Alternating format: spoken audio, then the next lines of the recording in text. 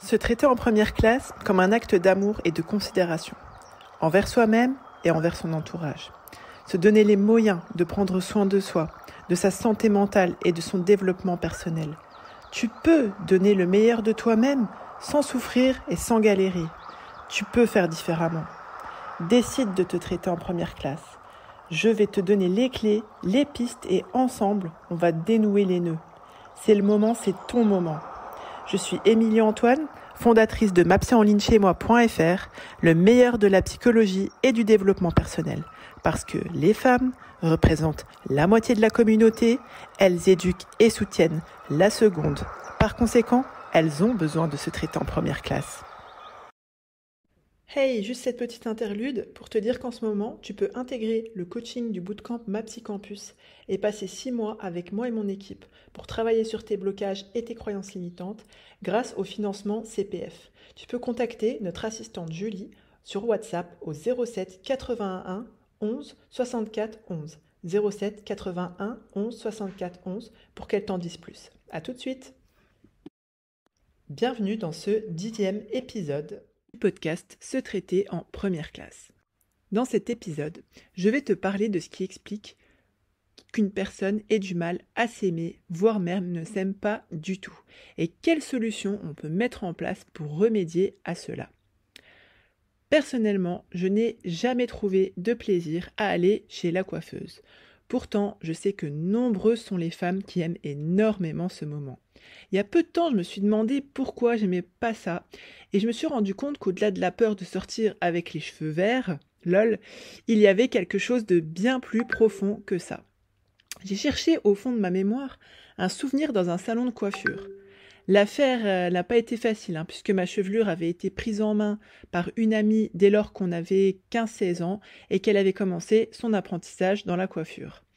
Je me suis projetée dans un salon de coiffure du coup. Je me suis imaginée assise face au grand miroir qui t'oblige, tu sais, à te regarder bien en face pendant 1 heure ou 2, sans smartphone, parce que je te parle d'un temps que les moins de 20 ans ne peuvent vraiment pas connaître. Je devais avoir 13 ans, et ça m'est revenu en fait ce souvenir, où je devais avoir 13 ans et j'étais clairement pas fan de moi-même.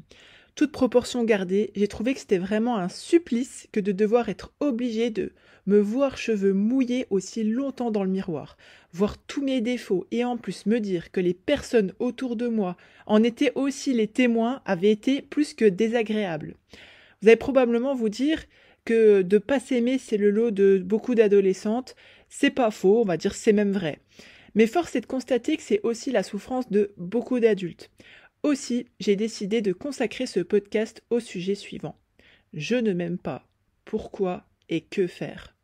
Autrement dit, je vais vous faire part de quelques hypothèses qui peuvent expliquer le fait qu'une personne ne se porte pas ou peu d'amour. Ensuite, je vais vous donner quelques pistes pour augmenter votre amour-propre, votre estime de votre personne ou le fait que vous vous aimiez tout simplement sans tomber dans la mégalomanie ou le narcissisme, je vous rassure. Je vais commencer par ce premier point. Qu'est-ce qui fait qu'on arrive à un moment donné de sa vie où on fait ce constat-là ? Je ne m'aime pas. Pourquoi je ne m'aime pas ? L'estime de soi, l'amour-propre, etc. se construisent sans surprise dès l'enfance. L'amour, disons plutôt le type d'amour que nos parents et nos proches nous donnent, va avoir un impact direct sur la manière dont nous allons nous aimer et considérer notre propre personne par la suite. Dans cet amour, tu peux regrouper les paroles, mais aussi le soin et la considération qu'on a donné à tes besoins. Alors oui, boire et manger, avoir un toit, c'est des besoins fondamentaux et on est d'accord que ça participe du fait de survivre en fait, juste. Des besoins fondamentaux, autrement dit. Mais les besoins émotionnels et les besoins qui sont nécessaires à la construction de l'identité de la personne, c'est aussi important à notre développement en tant qu'être humain et en tant que femme.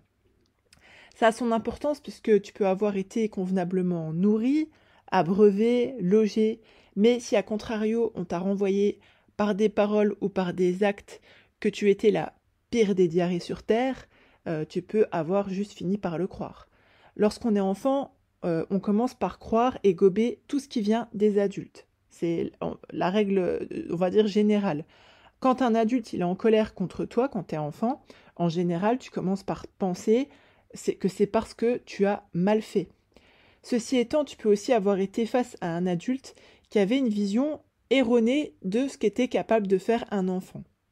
Et son interprétation de tes faits et gestes, de ta maladresse par exemple, si on a qualifié un verre que tu as renversé plutôt par une bêtise que par de la maladresse qui est totalement inhérente au fait d'être un enfant, eh ben, cette interprétation, en fait, elle est complètement biaisée.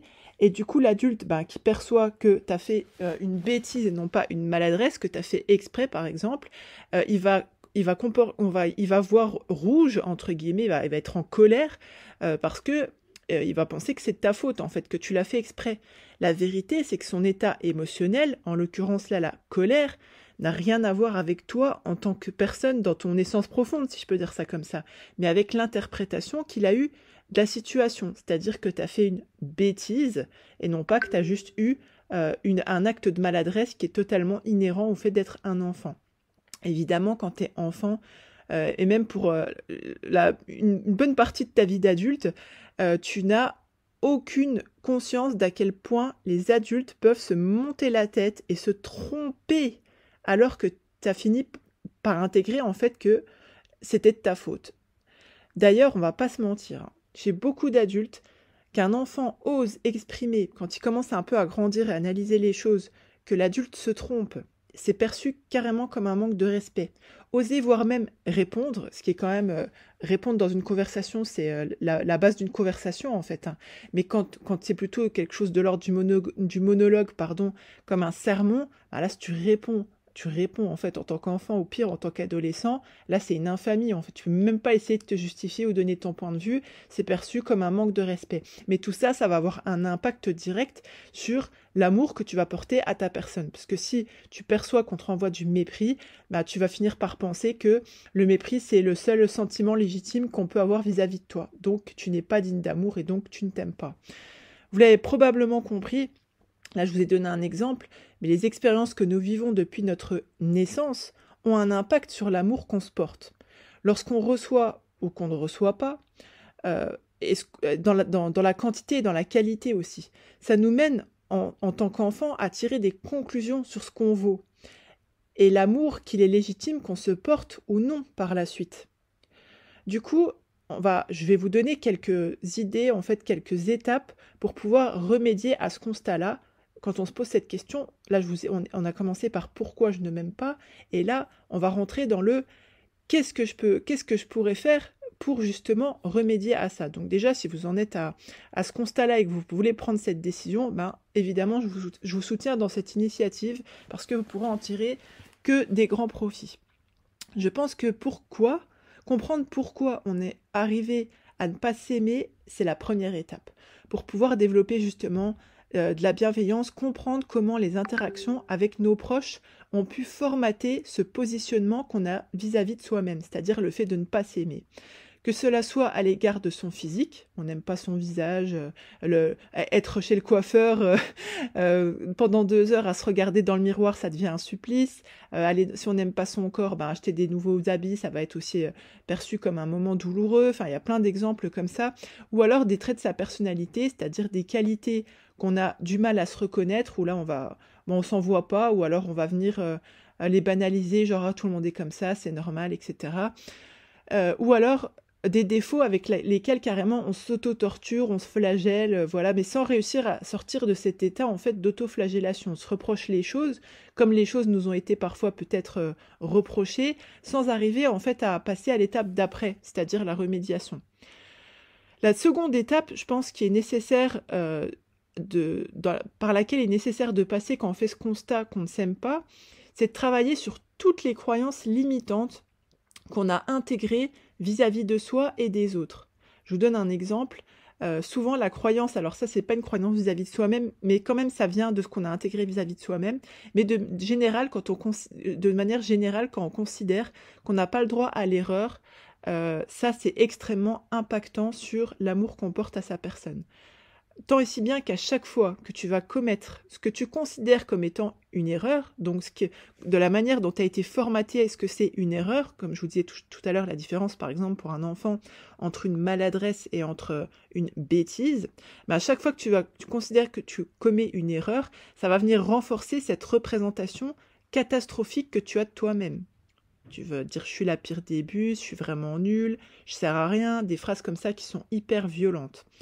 Plus ou moins consciemment, tu vas venir en fait valider cette croyance que tu as, du fait que tu ne mérites pas d'amour, en faisant converger ce que tu continues de vivre comme un échec vers cette idée que tu n'es pas, t'es pas digne d'amour de toute façon, donc pourquoi tu te donnerais de l'amour déjà à toi-même? Je dirais également qu'il y a une troisième étape qui est importante, qui réside dans le fait d'accepter que déconstruire et reconstruire peut prendre du temps. C'est pas quelque chose qui se fait en un clin d'œil, c'est une décision de rentrer dans un processus, mais faire miroiter aux gens que ça puisse être voilà, en un claquement de doigts, en peu de jours ou en très peu de semaines, je pense que c'est un peu illusoire, si je peux dire ça comme ça. Il ne s'agit pas de faire un travail superficiel en compensant uniquement sur, par exemple, des affirmations positives qui peuvent avoir un intérêt, hein. Je ne dis pas que c'est inutile, mais si on ne fait pas le travail de fond qui est nécessaire, en fait, l'édifice que tu as un peu tricoté va s'écrouler comme un château de sable sous le pied de la frustration d'un enfant de 2 ans, en fait. Pour que tu puisses sincèrement t'aimer sans tomber dans l'extrême, tel qu'on peut voir dans des profils narcissiques ou mégalomanes, puisque le but, c'est vraiment que tu puisses prendre le temps de te reconstruire. Parce que les choses qui prennent du temps et du soin tendent à être plus durables. C'est une règle, on va dire, c'est une évidence générale que je vous dis là. Et tout est une question d'équilibre. Le but, c'est pas de ne pas s'aimer ou de se mépriser en tant que personne, ni de se mettre sur le devant de la scène et d'être, comment dirais-je, imbu de sa personne, de mépriser les autres, etc. Mais bien d'arriver à un juste milieu, en fait, à un équilibre qui permette à la personne de pouvoir s'apprécier de manière ajustée et de vivre sa vie sans être dans la torture, la douleur et la souffrance, en fait. Voire même oserais-je dire, d'apprécier un peu sa vie. Et le dernier point dont je voulais vous parler, franchement, c'est davantage une compétence qu'une étape. Cette compétence, elle est généralement affaiblie chez les personnes qui ont passé une partie de leur vie à ne pas s'aimer, et c'est directement lié aux conséquences de ce manque d'amour qu'on a reçu et qu'on a répliqué en fait vis-à-vis de soi-même. Je vous pose une question. Est-ce que l'être humain a tendance à prendre soin ou à considérer les besoins de ce qu'il déteste? Évidemment, la réponse est non. Par conséquent, quand on s'est méprisé en tant que personne, on a eu tendance à mettre totalement à gauche nos émotions, à les réprimer, à les mettre sous le tapis, à se reprocher d'en avoir. Voilà, plein d'exemples comme ça, plein de positionnements possibles vis-à-vis de tout ce qui est du domaine de l'émotionnel. Et puis aussi, on a eu totalement tendance à mettre de côté nos aspirations et bien des sortes d'épanouissements possibles, que ce soit au niveau professionnel, personnel, amoureux, familial, etc. Comment tu peux faire autrement quand tu estimes que tu ne mérites pas grand-chose, voire même rien du tout? Alors là, il va falloir apprendre ou réapprendre à se connecter avec ses émotions, à les accepter, à auto-valider ses émotions, etc. À connecter avec ses émotions, son corps, ses pensées.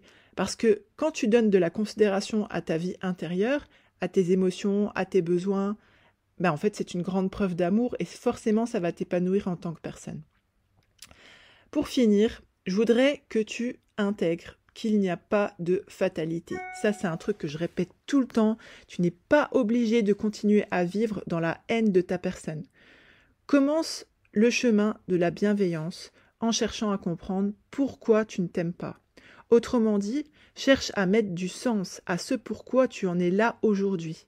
Ensuite, fais un travail sur tes blocages, tes croyances, tes pensées qui te limitent et qui te persécutent.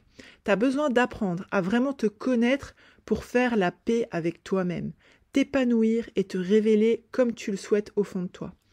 Accepte d'investir ce temps qui est nécessaire pour que tu puisses reposer des fondations solides qui vont pas partir en fumée sous les pieds, comme sous le pied d'un enfant de 2 ans qui est frustré. toute blague mise à part, jusqu'à maintenant, si tu n'as pas su te traiter en première classe, autorise-toi désormais à donner de la considération à tes besoins, à tes émotions et à ton existence. J'aimerais beaucoup avoir vos retours sur ce podcast. Vous pouvez m'en faire part en DM ou sous le post du podcast en commentaire du compte Instagram @Emily_Antoine. Vous pouvez aussi me faire un petit mail à contact@mapsyenlignecheznmoi.fr. Merci de votre écoute et de votre attention. Si vous voulez partager ce contenu et vous abonner, ou vous me laisser une petite note et une review sur la plateforme d'écoute, si ce contenu, bien sûr, vous a permis de vous traiter en première classe, c'est avec plaisir que je lirai. Je suis Émilie Antoine, la fondatrice du site mapsyenlignecheznmoi.fr, qui rassemble le meilleur de la psychologie et du développement personnel pour les femmes.